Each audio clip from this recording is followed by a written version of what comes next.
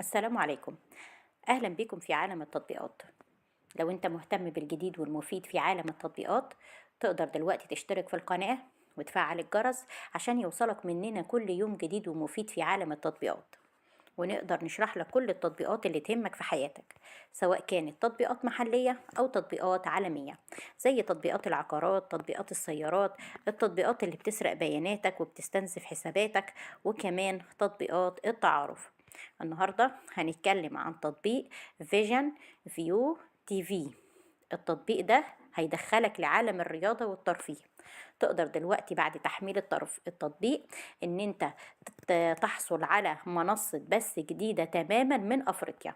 المنصة دي هتوفر لك رموز رياضية متعددة مباشرة، بالاضافة ان انت تقدر تشوف مجموعة واسعة من الفيديوهات الترفيهية الجذابة، سواء كانت كوميديا حية أو محتوى ثقافي أو تعليمي.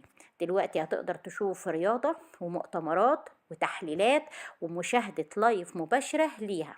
دلوقتي بعد تحميل التطبيق هتقدر توصل لجميع مميزات المحتوى وتشترك في فيجن فيو تي في باشتراك شهري.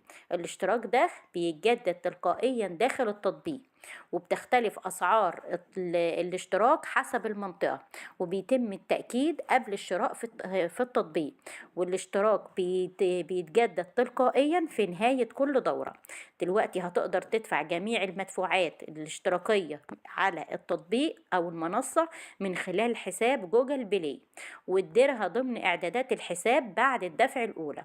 والتجديد الاشتراك ده هيتم تلقائيا لو انت ملغتوش قبل تنشيطه ب24 ساعة على الأقل من نهاية الدورة الحالية. هيتم فرض رسوم على حسابك للتجديد قبل 24 ساعة على الأقل من نهاية الدورة الموجودة، وهيتم مصادرة أي جزء مستخدم من الإصدار التجريبي المجاني عند الدفع.